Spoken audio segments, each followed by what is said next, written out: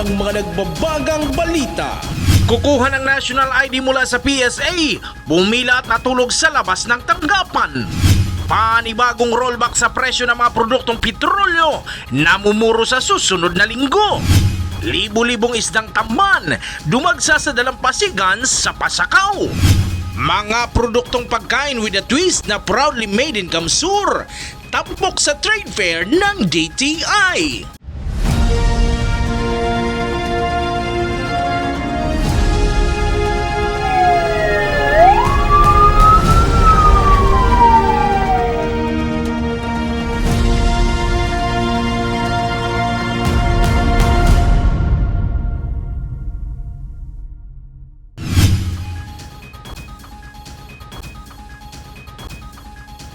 Kahit kinabukasan pa ang pagkuha ng National ID ay sa labas ng tanggapan ng PSA.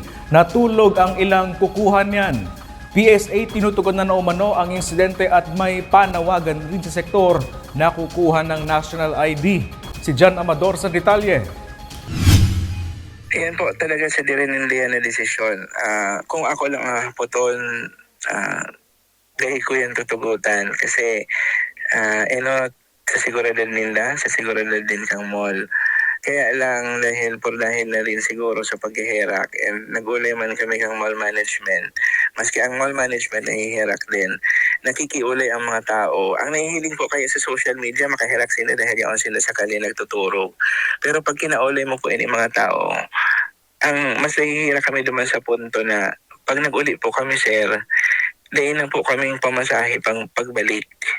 Paano na po kami makaregister? Ito ang pahayag ng pamunuan ng Philippine Statistics Authority sa Camarines Sur matapos kumalat sa social media ang mga larawan ng mga kukuha ng National ID na natulog na sa labas ng PSA Naga City Civil Registry System. Ayon kay Raul Aspe, hindi nila ipinapayo ang mga pagtulog sa labas ng kanilang CRS office. Si Nanay Anunciacion Alipio mula Minalabak, maagang pumila at mabuti na lamang umano at may priority lane para sa mga katulad niyang senior na. Pero kabaliktaran naman para sa mga katulad ni Aisa mula Libmanan na 2 araw na umano pumila sa CRS office ng PSA para kumuha ng requirements na hinihingi ng DSWD. Nakingani ko ka na national ID. Kaya po kaya pa nagkukubra kan senior na ang national ID. Kapag sabi kan sa presidente, pag mayo kaya, di kami makakakubra. Bago mo aba, mamay kami, anong oras po? Baka mga alas 8, basta sa oras. Kuyan man mga senior sa priority po. Kang ano pa sir, kang Martes po, nagpipila po sa National ID. Kaipuan ko po sa Forfeiture. Nag-validation po ko sa Villadimas sa may Libanan po. Inalapan po kung National ID ka mga akita, nakalaog na po sila. Sagot ng PSA, gumagawa na umano sila ng paraan para matugunan ang kahalintulad na insidente. May mga nalita kong kita from them na garo ang tinaong deadline is garo ka sa Udma and then sa Lunes. Pero garo tinawan sila ni halipod lang na panahon. Pero mga tulong aldaw lang bago para mag-comply or sarong semana gayon. So definitely ma-organikad ako lang tao. Padagos ang sa to yung pag-coordinate din sa central office na nganing madagdagan ang mga registration teams na pwede tang buksan. Definitely, siguro mga 90 to 100% ka mga nagkukuha dyan. Base yan sa mga ma-apply para sa ayuda. Even dito sa mall na kung pwede, pero may naka-standby na mga medic kung sakali man na kakaipuhan nun, mainit mo lang yung panahon.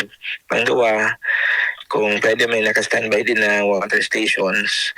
And pangtulo, idingani sa naga, daw habo ko man, kuta, kaya lang kang kinaulay tayo ng mga tao, ang sinasabi nila, mas okay pa sa inda ang magstay na lang, maghalat, kaysa mag-uli-ulit sila mamamasahe ta mas magastos. So ang ginibot kiulay kita sa mall management na tawan sila ng lugar. Sa ngayon nag-request na madagdagan ng 11 pang registration teams ang PSA dahil dumadagsa umano ang mga kumukuha ng National ID sa tuwing may ayuda mula sa DSWD. John Amador, CSN. Namumuro ang panibagong round ng bawas presyo sa mga produktong petrolyo sa susunod na linggo. Base yan sa 4 na araw na trading ng Mean of Platts, Singapore at oil industry. Sa tansya ng oil companies, taas pa ba ang ipapatupad na paggalaw sa presyo ng mga produktong petrolyo sa susunod na linggo?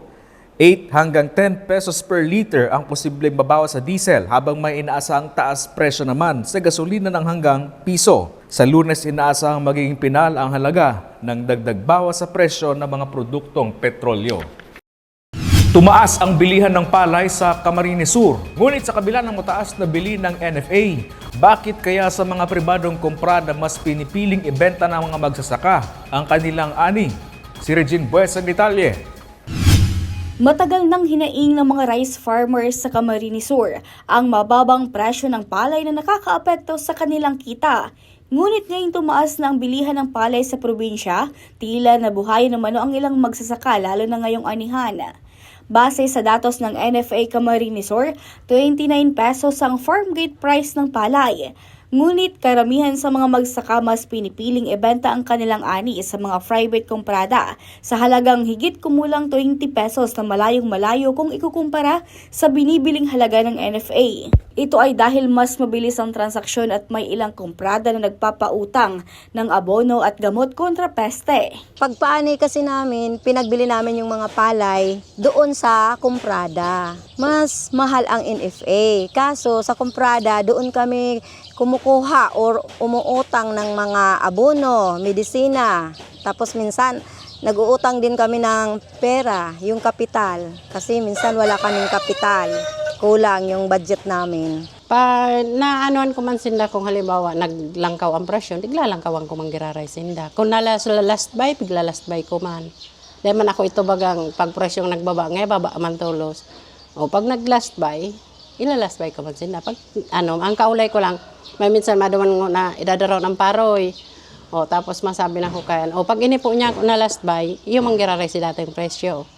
O tapos gamos na kaipuhan inda.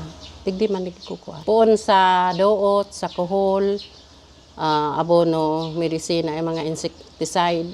Ayun man lang yung pikukuha. Samantala, nananawagan ng NFA sa publiko na ipagbili sa kanila ang aning palay ng mga magsaka.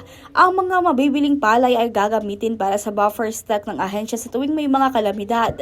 Regine Boy, CSN. Magtatalaga ng Barangay Tanod ang Barangay Council ng Santa Cruz sa Naga City para bantayan ang mga nagtatapon ng basura sa isang bakanteng loteng inirereklamo ng mga residente. Si John Amador sa detalye. Matapos ipanawagan sa social media ang tambak ng basura sa likod ng isang universidad na sakop ng Barangay Santa Cruz na Naga City, inabutan ng news team na abala sa paglilinis ang Barangay Council sa mga nagkalat na basura. Ayon sa punong barangay, disiplina ng mga katabing barangay at bayan ang pinakaproblema. Ang gobyerno maray, alagal ang naging problema ang tao. Dahil kita disiplinado. Now, manunukot din sa nagluwas na barita, bako lang sa likod ng UNC, ay sa Ateneo, kundi pating sa JP Rizal, duwa. So, pinapon ko itong sa kuya, nagmumonitor manunukot sa environment, yung mga tanod, chitip tanod. Sabi ko nga ni, anong maray ka niyo? Kaya ang ginibo ko muna sa investigary daw. Si mga niyaon naman sa atubangan, sa gilid niya, arap po ta daw, ano ang nangyari? May basura dyan. Sisi nag-aapon, bako man po kayo may nag-aapon. Ang nailing din po ngayon dyan, may mga naka-auto minsan, kinako iulong dyan. Maka-trimobile, may padjak. Kung nakabuto, binibila siya ng garong pinapastot, garong basketball. Bilang tugon, magtatalaga ang Barangay Council ng mga tanod para bantayan kung sino ang mga nagtatapon ng basura sa lugar. Tay ko naman niya kung bawal mag-apon. May signage na. Bawal din mo apon. Natay na apon na nindo sa dapat sa oras. Ano ang dapat gibuhon ka? So si Urulay min sabi ninda bantayan. Garo yan itong inapalit ko para sabi kong ikos sa kino. Pag ang ikos mayo ang kinausigan dalagan. Dalagan kung may bantayan ang kino day malawas ta kakakaron siya bago. Simple. So maliwanag sa ko babantayan ta. Nagraot na. Tan mga tanod ko, manibang mabantay niya kung tanod. Nagraot na ang binabantayan kang tanod, basura. Correct. Na kung tutuso nga, di naman dapat bantayan niya kung ang mga tao disiplinado na pag-apot ka basura, araw kaning oras, sana lang kung sana. Well, tangarig matawat ang solusyon, punsaga, may aldaw, may bagi mabantay na barangay tanod. Inaapon mo nga ni, tabo mo kayan. Ano tayo tatao mo sa muya, labo mo mang kayan. Ang sino mang mahuhuli umanong nagtatapon ng wala sa tamang oras at lugar ay iimbitahan umano sa barangay para magpaliwanag at tamang disposisyon. Jan Amador, CSN. Libo-libong isdang tamban ang dumagsa sa dalampasigan sa bayan ng Pasakaw, Camarines Sur. Biyaya yan kung ituring ng ilan, ngunit may mga nagsasabing isa itong babala at masamang pangitain. Ang paliwanag ng BFAR sa ulat na ito. Ayan o. Yaw, ikaw na yaw! Salukin mo yaw! Salukin mo! Hindi magkamayaw at kanya-kanyang huli ng isda ang mga residenteng ito. Nang dumagsa ang libo-libong isdang tamban sa dalampasigan ng Barangay Dalupaon sa Pasakaw, Camarines Sur, madaling araw nitong April 22.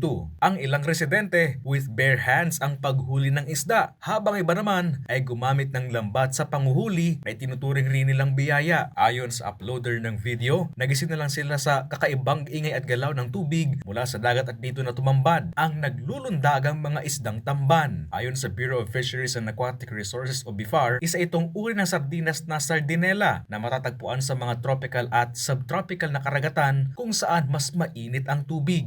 Marami ang natuwa dahil itinuturing itong biyaya mula sa karagatan. Ngunit may ilang netizens ang nabahala sa fenomeno na ito. Ayon sa BFAR, maraming factors sa kung bakit dumagsa ang isdang tamban sa dalampasigan ng Pasakaw. Igwa po ining mga manlain-lain na mga factors kung taano nangyayari ini. Number one, posible na dahil sa phenomenon na inaapod na upwelling, kung saan itong mga nutrients hali sa irarom kang dagat napapaduman sa mas hababaw na parte kang tubig, which triggers the blooms of planktons. So ang mga sardinas po, they feed on planktons. So dahil hinahabol kang mga sira, itong pagkakaninda napapadpad sinda sa mga baybayon o kaya mas hababaw na parte ng dagat. Or posible man po na it's the other way around. Ining mga sirang ini napadpad sa baybayon dahil nag-iiwas sinda sa mga predators. Ibig sabihin, ining mga sirang ini sinda sa mga pagkakanman kang mga darakulang sira. Posible rin umanong factor dito ang pagbabago ng temperatura mula sa karagatan. Pinawi naman ng ahensya ang pangamba ng netizens na banta o babala ang pagdagsa ng mga tamban sa dalampasigan. Minsan po may mga paniniwala na pag may insidenteng araw kaini, may mga sakuna na maabot. So actually po ini mayuman ining scientific basis. So kung igwaman po ng mga kapareho na pangyayari na naiuugnay sa mga sakuna na nag-aabot, ini lang po, these are purely coincidental. Chris Novello, CSN. Nagtipon-tipon sa Fuerte Camsur Sports Complex ang libu-libong Barangay Healthcare Workers o BHW para sa BHW Day. Probinsya ng Camsur at Department of Health, kinilala ang mahalagang papel ng mga BHW. Narito ang ulat. Maagang nagtungo sa Fuerte Camsur Sports Complex ang BHW na si Emmeline at ang kapwa niyang mga BHW mula sa Calabanga, Camarines Sur. Yan para makiisa sa pagdidiwang ng Barangay Health Workers Day bilang pagkilala sa kanilang sakripisyo at serbisyo sa kani-kanilang komunidad. Matawanan man kami ng pansin baga bilang sarong frontliner kang barangay. Iyo po yan ang samuyang katuyuhan ngunyan. Ngunyan, iba man, dahil dawa mapagal, ugma kami na kami, digdi sa bilog na kamsor, na-meet mi ang bawat sarap. Masayang-masaya po kami bilang BHW. Nandito po kami para i-celebrate yung bilang BHW, kaya nga sabi ko gabay, tulay at alalay. Bahagi ng aktibidad ng pagkilala at pagbibigay pugay ng probinsya at ng DOH sa mahalagang papel ng mga barangay health workers bilang frontline health workers. Ayon sa Department of Health, malaking bahagi ang ginagampanan ng BHW sa pagpapatupad ng programang pangkalusugan, lalo na sa mga liblib na lugar. Importanteng masyado yan para mabigyan sila ng kaukulong importansya, no, pagkilala para mas lalong ma-motivate, no? At saka sa pagbibigay sa kanila ng ganung pagre-recognize, no? Lalong papaigtingin nila ang tungkulin nila sa kanya-kanyang mga puro barangay. And kanina nga nasabi ko, in-emphasize ko yung role nila. Na lalong-lalo na ngayong papasok na tayo sa implementation ng Universal Healthcare, very critical ang role nila. Barangay Health Worker Day na taon-taon namin sineselebrate. Bali po ang objeto nito, magkasama-sama ang lahat ng mga BHW sa buong Camarines Sur. para parang banding na rin po namin. Para hindi lahat naman nasa barangay kami. Samantala, nagpapasalamat ang mga BHW sa pamahalaan sa pagbibigay kilala at pagpapahalaga na binibigay sa kanila sa pagdiriwang ng Barangay Health Workers Day. Sam Alano, CSN. Masakit para sa isang magulang na mawala ng anak. Tulad na lang ng nangyari sa isang pamilya sa bayan ng Garchitorena, Camarines Sur matapos yumao ang kanilang anak matapos ang komplikasyon. Nagpadala ng tulong ang provincial government ng Camarines Sur sa pamilya na nagkanda utang-utang matapos ang insidente. Si Eli Balbin sa detalye.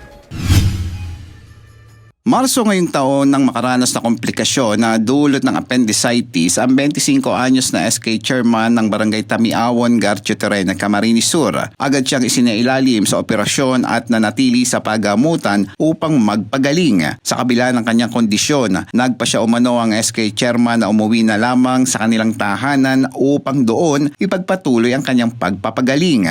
Inoperahan lang po siya kang March 31 sa BMC po.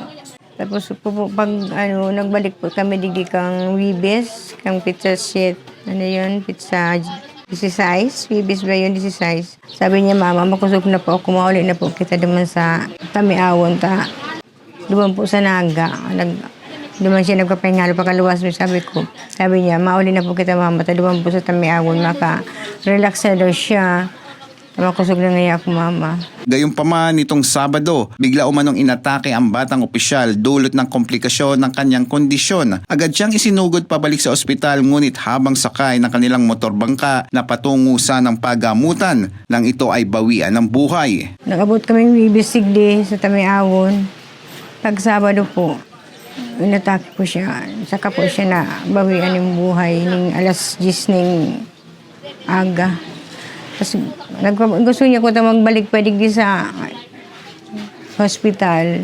Kaya lang, hindi na siya nakaabot. Na binawian na po siya ng buhay niya sa muyang motor. Kaya niya nakinaya.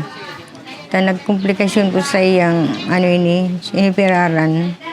Sasabi po kasi doktor, ikaw po na kayo siya ng cancer. May mga bukol po duman sa tulak niya.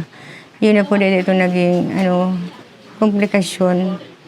Kasi inipirahan sa appendix. Walang kasing sakit para kay Nanay Rosie Abad ang pagkawala ng kanyang anak. Kaya hanggang ngayon ay hindi pa nila matanggap ang biglaang pagpanaw nito. Nagkanda utang-utang pa umano sila dahil sa nangyari sa kanilang pamilya. Kaya malaki ang naitulong na pinaabot na burial assistant ng provincial government ng Camarines Sur sa pamumuno ni Governor El Rebillo Puerte sa pamamagitan ng Provincial Social Welfare and Development o PSWD. Sa kabila ng ilang oras na biyahe, agad na tumulak ang mga kawani ng PSWD upang personal na maihatid ang tulong.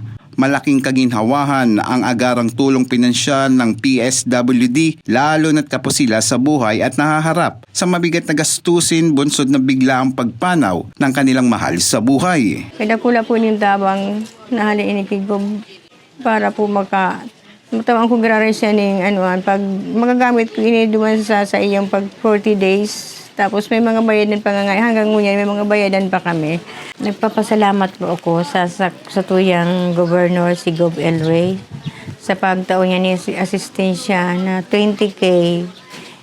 Salamat po Gob Elray, dakula po ning tabang sa samuyang pamilya na makaraos girari kami sa samuyang ining problema, tigdaanan mo yung problema ngunyan. Napakagadang kan sa kuyang aki. Maraming salamat po. Dakula po ning tabang para sa samuya. Go. Eli Balbin, CSN. Nasa 150 micro, small, medium enterprises o MSMEs ang tampok sa trade fair ng DTI kung saan bida ang mga masasarap at innovative delicacies mula sa iba't ibang bayan sa Camarines Sur. Narito ang ulat. Dried papaya chips, instant kinalas, wine made with different flavors at marami pang iba. Ilan lang yan sa tampok ng mga innovative food products gawa ng mga micro, small, medium enterprises o MSMEs sa Camarines Sur. Sa isinagawang trade fair ng DTI Camsur na pinamagatang Delicioso sa isang mall sa Naga City. Isa sa mga exhibitors na nagtampok ng kanilang proudly made product ay si Catherine na nakagawa ng chili paste with a twist na mula sa kinayod na nyog. Sabi niya, sige, i-try ko mag-gibo ng chili paste, pero let's put some twist on it. So, chili paste siya, pero iba siyang mga different variety of coconut. So, we're using coconut milk. Itong purong gataa, itong dinajak sa market. Arang kato siya kaburo. Tapos, we're using here coconut meat. And, ang kakaiba digdi is, iba siya ng tinutong na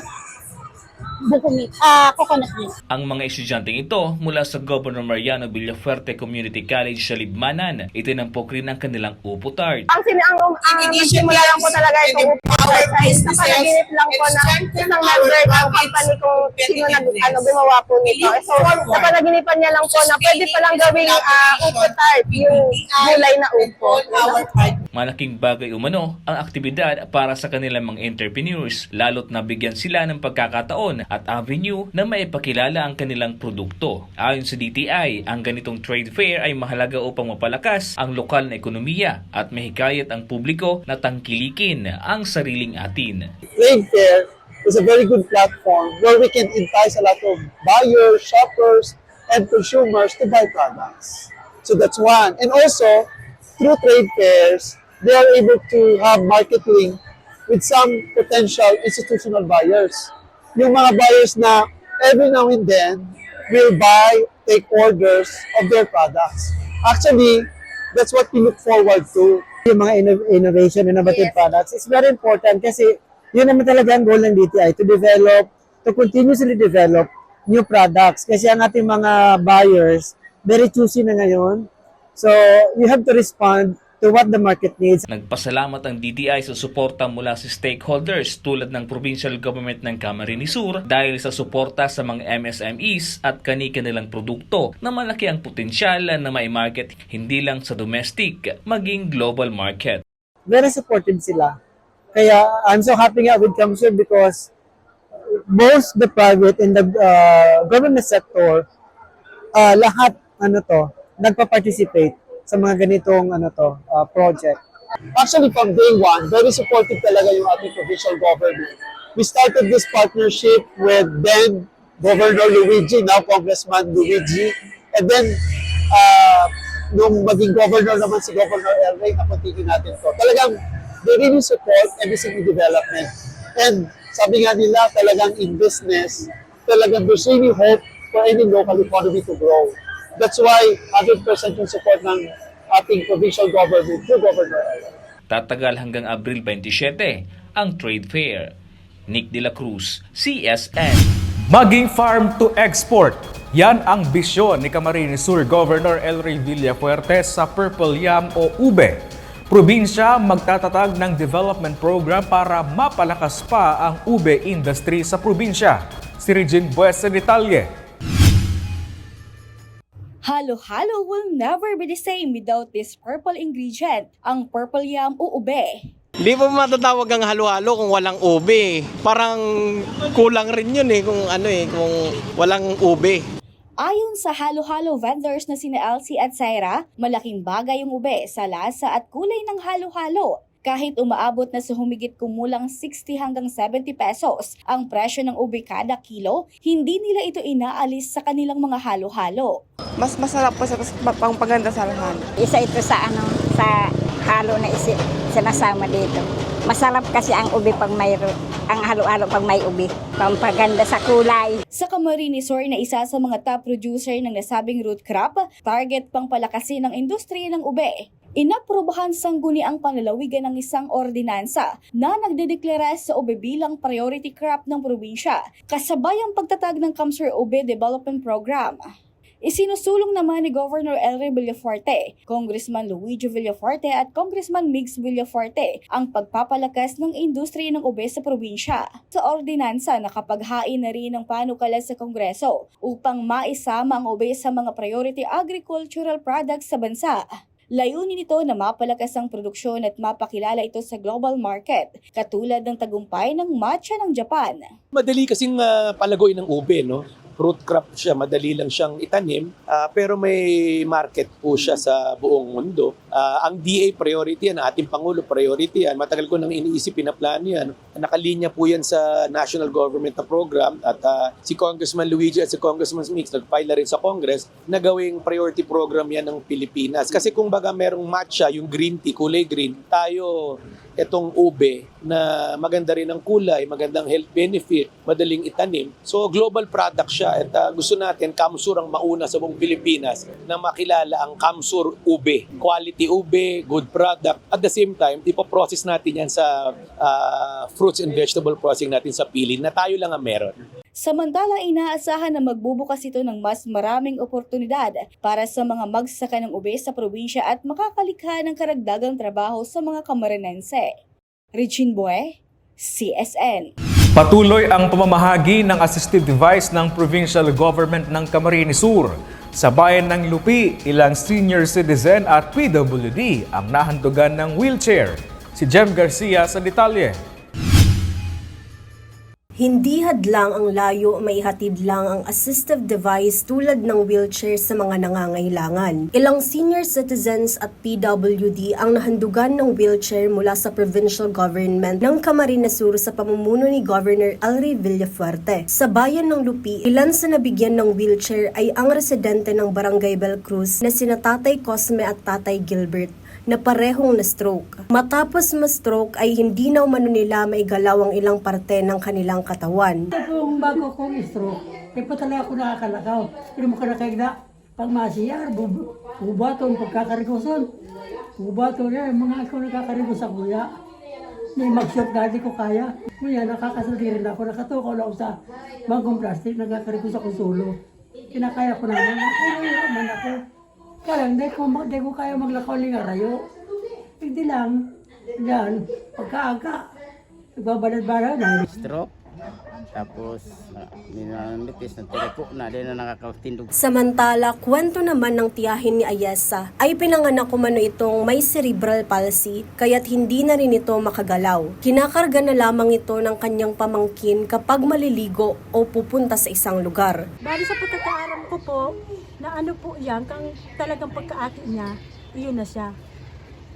Inborn na po talaga yan. Pero para pahilot man yan, para pa massage, para pa ano, maman sana. Para pa bulong, maman sana resulta. Ilan lamang sila sa mga nahandugan ng provincial government ng Camarines Sur ng wheelchair na isa sa programang medikal na layuning ilapit ang tulong para sa mga malalayong lugar kagaya na lamang ng bayan ng Lupi. Kaya naman labis ang pasasalamat nila sa gantong programa ng probinsya. Layon ng programa na makapagbigay pag-asa sa pamamagitan ng assistive device na magagamit nila sa kanilang mobility. Gob, maraming salamat po, Gob. Kada ko lang tabang po ini sa kuya, natirawan mo ko ni wheelchair. Maraming salamat po. Tulong yan. Lalo kung malayo ang pupuntahan, mayroon siyang magagamit. Pero unang-una sa lahat, malaking tulong yan, di ba? Sa may mga ganyang kapansanan. Tapos, mas malaking i-deliver pa ninyo, hindi na sila ang pupunta dun sa para mag-claim.